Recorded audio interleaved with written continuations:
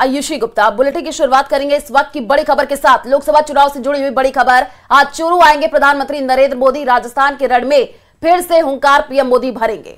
Police line मैदान में सुबह 10:30 बजे आम सभा रहने वाली है। सीएम भजनलाल शर्मा, सीपी जोशी, सतीश पूनिया, राजेंद्र राठौर, अविनाश गहलोत इस दौरान मौजूद रहेंगे और बीजेपी प्रत्याशी देवेंद्र झाझड़िया के समर्थन में आम सभा करने वाले हैं। देखिए, चूरू का सियासी पारा इस वक्त हाई है, क्योंकि एक तरफ कांग्रेस के वो उम्मीदवार जो कुछ समय पहले भारतीय जनता पार्टी में थे और अब उन्होंने भारतीय जनता पार्टी को छोड़कर कांग्रेस का दामन थाम लिया है, राहुल कस्वां मैदान में है। और दूसरी तरफ बीजेपी ने नए प्रत्याशी पर प्रयोग किया है, देवेंद्र झाझड़िया को मैदान में उतारा है। पैरा ओलंपिक के खिलाड़ी हैं। अब देखना होगा कि चूरू का ये सियासी रण किस ओर जाता है, लेकिन आज की इस सभा को लेकर पहले से ही पूरी तैयारियां की गई हैं।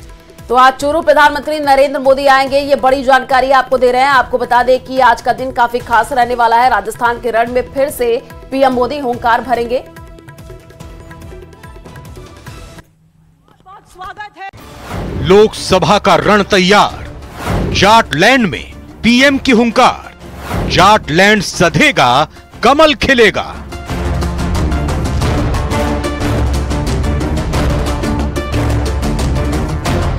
ये हवा में लहराता भगवा ध्वज और जीत की हुंकार के साथ ही 400 प्लस का नारा। पूरा राजस्थान कह रहा है 4 जून 4 जून 4 जून। बीजेपी में नया जोश भर रहा है। पीएम मोदी की ताबड़तोड़ रैली को क्या जीत की गारंटी माना जा रहा है? इस सवाल के साथ ही शुक्रवार को पीएम मोदी शेखावाटी को साधने आ रहे हैं। चुनावी रैली तो चूरू में होगी, लेकिन उसकी गूंज सीकर, झुंझुनू के साथ ही हरियाणा में भी सुनाई देगी। जाटलैंड की जनता भी हार और जीत का अलग समीकरण लगा रही है। एक वो दौर भी था जब इस जाट बहुल्य इलाके को कांग्रेस का सबसे मजबूत किला माना जाता था, जहां कांग्रेस ने जाट और मुस्लिम गठजोड़ बनाया हुआ था। लेकिन मोदी लहर में शेखावाटी ने बाजी पलटने में देर भी नहीं लगाई। इस क्षेत्र से ही प्रदेश के सियासी मिजाज तय होता है। हालांकि पीएम मोदी की रैली 6 तारीख को पुष्कर में भी होगी, लेकिन मरुधरा में सबसे ज्यादा चर्चा जाटलैंड की हो रही है। इसी क्षेत्र ने बीजेपी को विधानसभा चुनाव में बड़ा झटका दिया था, लेकिन अब लोकसभा चुनाव की होगी, जिसमें पीएम मोदी चेहरा हैं और शेखावाटी में कमल खिलाने के लिए पीएम मोदी खुद मैदान में उतरे हैं। हालांकि अमित शाह ने भी सीकर में रोड शो किया था। बीजेपी को पूरा भरोसा है कि मोदी की रैली के बाद इस इलाके के तमाम समीकरण बदल जाएंगे, जैसे 2019 में चूरू में पीएम मोदी की रैली के बाद से हुआ था। देखिए, हमारे यशस्वी प्रधानमंत्री नरेंद्र भाई मोदी जी कल चूरू पधारेंगे और चूरू और झुंझुनू दोनों लोकसभा के हमारे जो कार्यकर्ता है उस सभा में रहेंगे। और निश्चित मान के चलिए, जिस प्रकार की कार्य योजना हुई है तैयार और जैसा जनता के अंदर उत्साह है, तो राजस्थान की धरती पर 25 कमल खिलेंगे। जाटलैंड में पीएम मोदी की रैली के लिए चूरू को चुना गया है। चूरू से बीजेपी के टिकट पर चुनाव जीते राहुल कस्वां अब कांग्रेस के चिन्ह पर मैदान में हैं। उनके सामने देवेंद्र झाझड़िया हैं। चूरू की सियासी लड़ाई को बीजेपी के लिए सबसे मुश्किल लड़ाई बताया जा रहा है और पीएम की रैली भी यहीं होगी।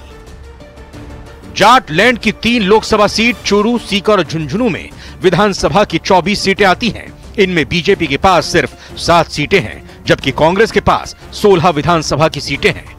2019 के चुनाव में जब प्रधानमंत्री नरेंद्र मोदी चूरू में जनसभा को संबोधित करने आए थे, उसी दिन भारत ने पुलवामा हमले का बदला लिया था और पाकिस्तान पर एयर स्ट्राइक किए थे। मगर इस बार हालात पूरी तरह से बदले हुए हैं। राहुल कस्वां कांग्रेस में जा चुके हैं और देवेंद्र झाझड़िया उनके सामने चुनौती पेश कर रहे हैं। चूरू में एक लड़ाई राजेंद्र राठौर और कस्वां परिवार के बीच है। इन दोनों की सियासी अदावत काफी पुरानी है। राजेंद्र राठौर की चुनाव में प्रतिष्ठा दांव पर लगी है। देवेंद्र झाझड़िया भले ही चुनाव लड़ रहे हों, लेकिन जानकार इसे राजेंद्र राठौर बनाम राहुल कस्वां का मुकाबला मान रहे हैं। बीजेपी ने चूरू का गढ़ बचाने के लिए पूरी ताकत झोंक दी है। वहीं राजेंद्र राठौर अपनी हार का हिसाब चुकता करना चाहेंगे। इसीलिए कल जब मोदी गरजेंगे तो गूंज सिर्फ चूरू तक नहीं, बल्कि पूरे प्रदेश में सुनाई देगी। कल उमड़ने वाली भीड़ बीजेपी को और ज्यादा उत्साहित कर सकती है। उम्मीद यही की जा रही है कि मोदी के दौरे के बाद बीजेपी यहां पर जीत के प्रति आश्वस्त हो सकती है। कैमरा पर्सन दिलीप चेची के साथ बाबूलाल धायल, न्यूज 18 जयपुर। चलिए लोकसभा चुनाव से जुड़ी एक और बड़ी खबर से आपको रूबरू करवाएंगे। राजस्थान में आज से होम वोटिंग होगी। आपको बता दें पहले चरण की 12 सीट पर होम वोटिंग, आज से 13 अप्रैल तक होम वोटिंग की सुविधा है। तो 76,636 वोटर घर से मतदान करेंगे। आपको बता दें कि 58,954 बुजुर्ग और 17,682 दिव्यांग इसमें शामिल हैं। दूसरे चरण के लिए 14 अप्रैल से घर से मतदान होगा।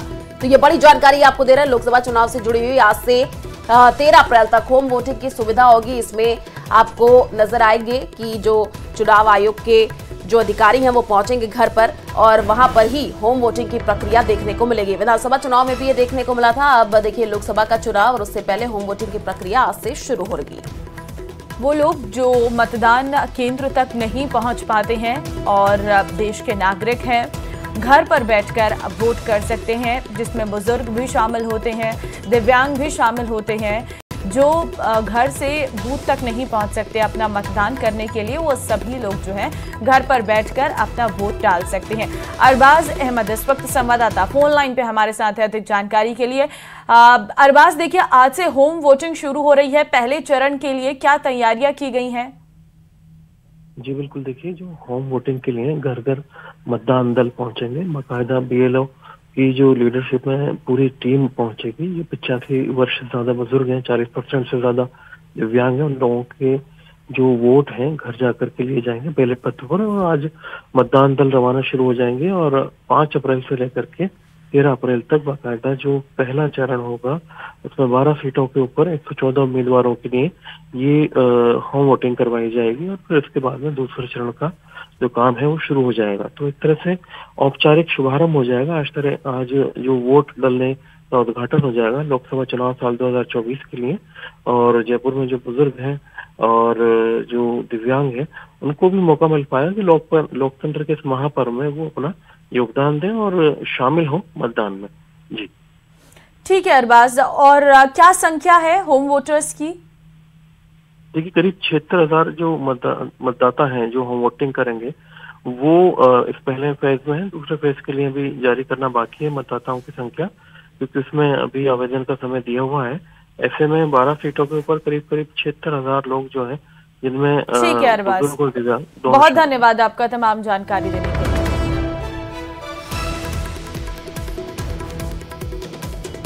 और सीकर से बड़ी खबर, सीएम भजनलाल शर्मा का आज सीकर दौरा रहने वाला है। लक्ष्मणगढ़, सरवड़ी और सांगलिया धूनी जाने का कार्यक्रम है। लक्ष्मणगढ़, सरवड़ी में जनसभा भी करेंगे। बीजेपी प्रत्याशी सुवेदानंद सरस्वती के समर्थन में होगी सभा। इसके बाद जाएंगे सांगलिया धूनी। तो फिलहाल आज सीकर से ये बड़ी खबर आपको दे रही हैं। सीएम का दौरा रहने वाला है सीकर का आज, और जहां पर वो एक जनसभा को भी संबोधित करेंगे। लक्ष्मणगढ़, सरवड़ी में ये जनसभा रहने वाली है। सुवेदानंद सरस्वती भारतीय जनता पार्टी के प्रत्याशी जो सियासी मैदान में हैं, उनके पक्ष में ये आज जनसभा सीएम की ओर से की जाएगी। अभी लगातार भारतीय जनता पार्टी प्रचार प्रसार में जुटी हुई है। आज प्रधानमंत्री पहुंच रहे हैं और साथ ही साथ सीएम आज सीकर में भी रहने वाले हैं। तो अभी इस वक्त जनसभाओं का दौर लगातार जारी है, जहां पर वादे जो है सरकार करती हुई नजर आ रही है कि आने वाले समय में अगर सरकार दोहराएंगे तो किस तरीके के आगे का विजन सरकार का रहेगा। और मोदी सरकार के कामकाज को भी गिनाया जा रहा है। योजनाएं जो सरकार की है उसके बारे में भी बखान इन जनसभाओं के माध्यम से हो रहा है।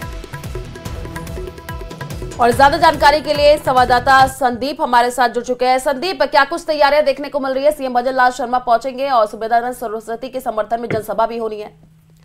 देखिए बिल्कुल, जो मुख्यमंत्री भजनलाल शर्मा का आज जिले में 3 जगह कार्यक्रम प्रस्तावित है, जिसमें लक्ष्मणगढ़ में जो भाजपा प्रत्याशी सुवेदानंद सरस्वती है उनके समर्थन में जनसभा होनी है। और इसके साथ साथ सांगलिया धूनी जाने का भी कार्यक्रम है। और विधायक गोवर्धन वर्मा के पिता का कुछ दिन पहले निधन हुआ था, तो उनके घर जाकर के शोक संतप्त परिवार से मिलने का भी मुख्यमंत्री का कार्यक्रम है। इसमें सबसे पहले लक्ष्मणगढ़ में जनसभा होनी है। इसको लेकर के भाजपा के जो तमाम नेता हैं वो देर रात तक तैयारियों में जुटे रहे और बड़ी सभा की तैयारी भाजपा की ओर से की जा रही है। सांसद और प्रत्याशी जो सुवेदानंद सरस्वती है उनके समर्थन में। जी ठीक है संदीप, आप उस पूरे खबर पर नजर बना करके रखिए। सीएम पहुंचेंगे तब भी आपसे अपडेट लेंगे। फिलहाल शुक्रिया तमाम जानकारी साझा करने के लिए। चलिए आगे बढ़ते हैं। करौली के सपोटरा से खबर आपको देंगे, जहां पर डिप्टी सीएम प्रेमचंद बैरवा सपोटरा में करेंगे प्रचार। बीजेपी प्रत्याशी इंदु देवी जाटव के लिए जुटाएंगे समर्थन। और आपको बता दें कि प्रमुख जनप्रतिनिधि सम्मेलन को संबोधित भी बैरवा करेंगे। तो इस वक्त की ये बड़ी जानकारी आपको दे रहे हैं, जहां पर आपको बताया कि इंदु देवी जाटव के लिए आज समर्थन जुटाया जाएगा। करौली के सपोटरा से ये जानकारी। प्रमुख जनप्रतिनिधि सम्मेलन को भी प्रेमचंद बैरवा आज वहां पर पहुंचेंगे और डिप्टी सीएम है प्रेमचंद बैरवा, जो कि सपोटरा में प्रचार प्रसार करेंगे। लगातार देखिए तस्वीरें निकल करके सामने आ रही है। बीजेपी के तमाम बड़े कद्दावर नेता पहुंच रहे हैं और बीजेपी प्रत्याशी के समर्थन में वहां पर जनसभा को संबोधित करते हुए नजर आ रहे हैं। और आज डिप्टी सीएम प्रेमचंद बैरवा भी पहुंचेंगे, जहां पर इंदु देवी जाटव के लिए वो समर्थन जुटाएंगे। और लोकसभा चुनाव से जुड़ी हुई बड़ी खबर, आज जारी होगा कांग्रेस का घोषणा पत्र। एआईसीसी मुख्यालय में घोषणा पत्र जारी होगा। और आपको बता दें कि कल जयपुर में दिग्गजों की रैली होगी। बिल्कुल आपको जानकारी दे दें कि सोनिया, राहुल और प्रियंका गांधी और मल्लिकार्जुन खड़गे भी इसमें शामिल रहने वाले हैं। तो बड़ी जानकारी सामने आ रही है। आज जो है घोषणा पत्र जारी करने जा रही है कांग्रेस। एआईसीसी मुख्यालय से ये घोषणा पत्र जारी किया जाएगा और कल जयपुर में दिग्गजों की रैली रहने वाली है, जिसमें सोनिया गांधी रहेंगी, प्रियंका गांधी, राहुल गांधी रहेंगे, साथ ही मल्लिकार्जुन खड़गे भी इस दौरान शामिल रहने वाले हैं। तो अब ये बड़े नेताओं की जो रैलियां हैं वो शुरू हो गई हैं। बांसवाड़ा डूंगरपुर लोकसभा सीट के लिए नामांकन के अंतिम दिन कांग्रेस को लोकसभा और विधानसभा उपचुनाव में प्रत्याशी मिल गए, लेकिन घटना नितांत नाटकीय रही। इसी पर देखिए खास रिपोर्ट।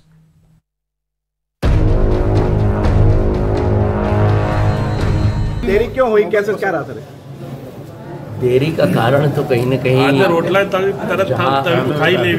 जहाँ हमारे आलाकमान फैसला करने वाले वो हैं, उनके भरोसे बराबर हमारी वार्ता होती रही, बात होती रही, कोई कारण रहे होंगे। सवाल सीधा था, जवाब दो टूक देने की कोशिश शुरू हुई, लेकिन पल भर बाद ही जिला अध्यक्ष को समझ आ गया कि पार्टी में रहना है तो जवाब सीधा और सपाट नहीं दिया जा सकता। इसलिए उन्होंने मैनेज कर लिया। एक बार फिर से सुनिए, इस जवाब में आपको कांग्रेस की दुविधा साफ नजर आएगी। देरी का कारण तो कहीं न कहीं जहाँ हमारे आलाकमान। बांसवाड़ा डूंगरपुर लोकसभा सीट के लिए नामांकन के आखिरी दिन तक कांग्रेस घोर कंफ्यूजन में रही। पार्टी ने पहले भारतीय आदिवासी पार्टी से गठबंधन न करने का फैसला लिया। इसके बाद प्रत्याशियों को लेकर दुविधा की स्थिति बन गई। वैसे सुबह सुबह तय माना जा रहा था कि पूर्व मंत्री अर्जुन सिंह बामनिया कांग्रेस से नामांकन भरेंगे। इसके लिए उन्होंने नामांकन की प्रक्रिया भी शुरू कर दी थी, लेकिन दोपहर 3 बजे तक वे नामांकन भरने ही नहीं पहुंचे। अंत में लोकसभा के लिए यूथ कांग्रेस के प्रदेश महासचिव अरविंद डामोर ने नामांकन दाखिल कर दिया। कांग्रेस ने गठबंधन नहीं किया था और रही बात, कांग्रेस के पार्टी के पदाधिकारी हैं, कांग्रेस के लिए लड़ रहे हैं और उसकी विचारधारा के लिए पार्टी के लिए आगे काम करें। त्रिकोणीय संघर्ष है आपके सामने, यहाँ पर तो किस तरह से मुकाबला। यह स्थिति बागीदौरा विधानसभा सीट पर भी देखने को मिली, जहां कमलकांत कटारा तय प्रत्याशी माने जा रहे थे, लेकिन ऐन वक्त पर ही नामांकन भरने नहीं पहुंचे। यहां से 3 उम्मीदवारों ने कांग्रेस से नामांकन भरा। कपूर सिंह ही वैध माने गए। जहां कंफ्यूजन ही कंफ्यूजन हो, सॉल्यूशन का अता पता न हो, वहां जीत की उम्मीद तो सजोई जा सकती है, लेकिन जीत का दावा नहीं किया जा सकता। कांग्रेस प्रत्याशी अरविंद डामोर इस बात को समझते हैं, इसलिए प्रतिपक्षी को धूल चटाने का जुमला नहीं उछाल रहे। न्यूज़ 18 राजस्थान के लिए बांसवाड़ा से आकाश सेठिया की रिपोर्ट। और सिरोही से बड़ी खबर, आबू रोड दौरे पर सीएम भजनलाल शर्मा। बजरी खनन की शिकायत पर एक्शन सीएम भजनलाल ने लिया। आपको बता दें कि लीज पूरी होने के बाद भी बजरी खनन की शिकायतें लगातार आ रही हैं। दरअसल उच्च स्तरीय कमेटी बनाकर जांच के लिए दिए आदेश और निर्देश। आपको बता दें, सिरोही माइनिंग विभाग के अधिकारियों की कार्यशैली से जताई नाराजगी। पूर्व जिला प्रमुख पायल परशुराम पुरिया ने की थी बजरी खनन की शिकायत। तो बजरी खनन की शिकायत पर एक्शन में मुख्यमंत्री भजनलाल शर्मा नजर आ रहे हैं। आबू रोड दौरे पर रहे सीएम भजनलाल। बजरी खनन की शिकायत पर एक्शन लिया गया है सीएम की तरफ से।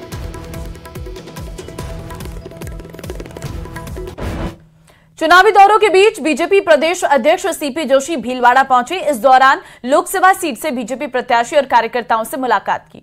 वहीं एक दुर्घटना में घायल हुए बीजेपी कार्यकर्ता को अस्पताल लेकर के पहुंचे और कुशलक्षेम भी पूछी। न्यूज 18 से खास बातचीत में सीपी जोशी ने कहा, इस चुनाव में एक तरफ वो लोग हैं जिन्होंने राम मंदिर के निर्माण को अटकाया, वहीं दूसरी तरफ वो हैं जिन्होंने राम मंदिर बनवाए। इस दौरान सीपी जोशी कांग्रेस पर जमकर निशाना साधते नजर आए।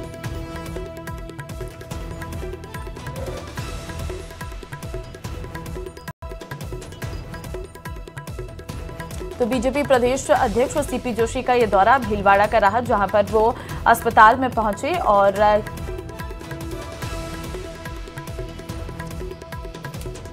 आपको बता दें कि इस को लेकर के हमारे संवाददाता राहुल कौशिक से खास बातचीत भी की, जायजा भी लिया उन्होंने। देखिए रिपोर्ट। भाजपा प्रदेश अध्यक्ष सीपी जोशी भीलवाड़ा पहुंचे हैं। अपने कार्यकर्ताओं को बहुत ध्यान रखते हैं। आज सुबह नामांकन में नहीं आ पाए थे और अभी लोकसभा प्रत्याशी दामोदर अग्रवाल से मिले हैं। राकेश ओझा की हालचाल जाने हैं, कहीं ना कहीं वो भी हॉस्पिटल में है। हम बात करेंगे सीपी जोशी से। आम कार्यकर्ता की तरह आम लोगों से आप मिलते आ रहे हैं। 25 सीटों का मिशन लेके आप चल रहे हैं, एनडीए 400 का लेके चल रही है। क्या लग रहा है, क्या माहौल है? लगातार आप जनता से मिल भी रहे हैं। देखिए, मैं भी साधारण कार्यकर्ता हूं, तो कार्यकर्ताओं से मिलने का मेरा पुराना स्वभाव है। जिन्होंने राम मंदिर को निर्णय को अटकाया और जिन्होंने राम मंदिर बनवाया, एक तरफ वो है जिन्होंने धारा 370 लगाई, एक दूसरी तरफ वो है जिन्होंने धारा 370 हटाई। एक तरफ वो है जिन्होंने देश को भ्रष्टाचार, आतंकवाद, जातिवाद, परिवारवाद की आग में धकेला, तो दूसरी तरफ वो है जिन्होंने इस देश की राजनीति को नई दिशा दी है। आबू धाबी में भी जब मंदिर बनता है और देश के प्रधानमंत्री उनका भूमि पूजन करने जाते हैं, तो ये सबसे बड़ी ताकत दुनिया में भारत के सनातन की पहुंचती है। तिरंगे का मान दुनिया में बढ़ा है। और तब देखा जब रूस और यूक्रेन के युद्ध में हमारे 22,000 बच्चे फंस गए थे, हमारे देश के प्रधानमंत्री के एक फोन पर 4.5 घंटे वॉर बंद हो जाता है, बमबारी बंद हो जाती है और हमारे बच्चे सुरक्षित आ जाते हैं। ताकतवर मुल्कों के राष्ट्राध्यक्ष कहते हैं कि prime minister Modi is the boss.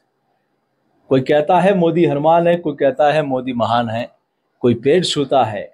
ये ताकत पिछले 10 वर्षों में दुनिया के मंच पर खड़ी हुई। सर, कहीं ना कहीं कांग्रेस के कई नेता पार्टी को छोड़कर आ रहे हैं। आज गौरव वल्लभ ने भी पार्टी छोड़ी। कहीं ना कहीं उन्होंने अपने जो त्याग पत्र में लिखा कि राम मंदिर को लेकर जो स्टैंड कांग्रेस पार्टी ने लिया था वो उससे संतुष्ट नहीं थे, इसलिए उन्होंने पार्टी छोड़ दी। कई और नेता भी बीजेपी में शामिल हुए। देखिए, नेतृत्व, नीति और नियत, ये 4 जून 400 पार सपने नहीं हकीकत बुनते हैं, इसीलिए लोग मोदी को चुनते हैं।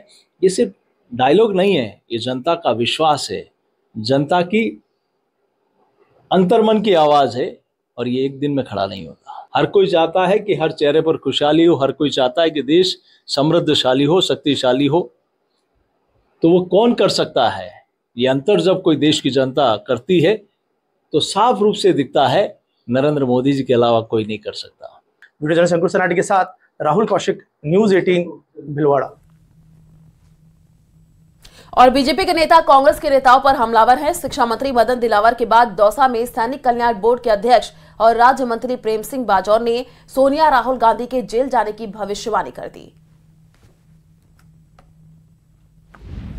चुनावी समर पकड़ने लगा जोर, चलने लगे बयानों के तीर, बयानों की बौछार, सियासत जोरदार, आरोपों के तीर, कितने बयानवीर। लाखों करोड़ में कमाए और 500 से ज्यादा लोग और जाने वाले हैं। अब अशोक गहलोत भी और डोडासरा भी बचने की जुगत भिड़ा रहे हैं, लेकिन मुझे लगता नहीं है कि ये बच पाएंगे। ये भी जेल जाएंगे कि उन्होंने हजारों लाखों बच्चों का भविष्य खराब किया है। नेताओं की जुबान की तुर्शी बता रही है कि चुनावी समर सज चुका है। चुनावी रण में नेताजी के तलखबोल गोले दागने का काम कर रहे हैं। विपक्षियों में भय और अपनों को उत्साहित कर रहे हैं, एकजुट होकर हमला करने के लिए प्रेरित कर रहे हैं। बुधवार को सूबे के शिक्षा मंत्री ने पेपर लीक में पूर्व मुख्यमंत्री और पीसीसी चीफ डोटासरा के जेल जाने की भविष्यवाणी की। कांग्रेस की ओर से जवाब आने में थोड़ी देर जरूर हुई, लेकिन पलटवार पुरजोर आया। डोटासरा ने फिल्मी अंदाज में गिरेबां पर हाथ डालने की चुनौती दे दी। मिस्टर दिलावर साहब, आपकी मां ने दूध पिलाया तो गोविंद डोटासरा के गिरेबान की तरफ झांक के देखो। मैं किसान का बेटा हूं, मैं एक अध्यापक का बेटा हूं, मैंने जिंदगी में कभी कोई गलत काम नहीं किया है। आप जैसे आरएसएस के लोग ऐसे घूमते रहेंगे, गोविंद डोटासरा के कोई फर्क नहीं पड़ता। जबकि सचिन पायलट ने नपा-तुला जवाब देकर मर्यादा बनाए रखी। कहां तो विवाद के पटाक्षेप की उम्मीद थी और कहां गुरुवार को दिलावर से भी भारी बयान आ गया। सैनिक कल्याण बोर्ड के अध्यक्ष प्रेम सिंह बाजोर ने कांग्रेस की पूर्व अध्यक्ष सोनिया गांधी और राहुल गांधी पर बड़ा हमला बोला। उन्होंने कहा कि दोनों फिलहाल जमानत पर घूम रहे हैं, लेकिन ये लोग जेल जाएंगे। अरे जो कांग्रेस राज में होता था ईडी का काम उससे तो 10% भी नहीं हुआ इनके राज में, लेकिन नहीं कह सकते। जो गलती करेगा वो भुगतेगा, जो गलतियां करेगा वो भुगतेगा। थोड़े दिन में सोनिया राहुल जो जमानत पे घूम रहे ये भी अंदर जाएंगे। जब भी जाएंगे तब तीस हो रही है, चल रही है, कोर्ट का स्टे लेके बैठे, जाना ही है उनका। बाजोर के बयान पर कांग्रेस के प्रवक्ता ने अत्यंत नपा-तुला बयान दिया। प्रवक्ता ने कहा कि 10 साल के शासन में बीजेपी कांग्रेस के किसी नेता पर आरोप साबित नहीं कर पाई। 10 वर्ष से केंद्र में भारतीय जनता पार्टी का शासन है और एक भी कांग्रेस नेता के विरुद्ध आज तक भारतीय जनता पार्टी की केंद्र सरकार कोई आरोप साबित नहीं कर पाई। फिर भी भारतीय जनता पार्टी के नेता कांग्रेस के शीर्ष नेतृत्व आला नेताओं के विरुद्ध अनर्गल आरोप लगाते रहते हैं। उनके खिलाफ बयानबाजी केवल इस उद्देश्य से करते हैं कि अखबारों में सुर्खियां मिल जाएं। प्रेम सिंह बाजोर जी ने जिस प्रकार की भाषा का इस्तेमाल किया उससे लगता है कि बीजेपी बौखला गई है। बीजेपी कांग्रेस के नेताओं को, कार्यकर्ताओं को डराने धमकाने का काम लगातार कर रही है। लेकिन आदरणीय बाजोर साहब, ये कांग्रेस के कार्यकर्ता है जिन्होंने देश को आजादी दिलाई है। कांग्रेस को उम्मीद है कि देश की जनता 10 साल के तथाकथित कुशासन के लिए बीजेपी को करारी हार देगी। लेकिन सिर्फ उम्मीद के भरोसे जंग जीती नहीं जाती, इसके लिए रणनीति बनानी होती है। विवादित बोल भले ही मर्यादा को तार-तार करें, लेकिन चुनावी फसल काटने में फायदेमंद समझे जाते हैं। इसीलिए गुजरते वक्त के साथ बयानवीर अभी और जौहर दिखाएंगे। Bureau report, news 18, Rajasthan.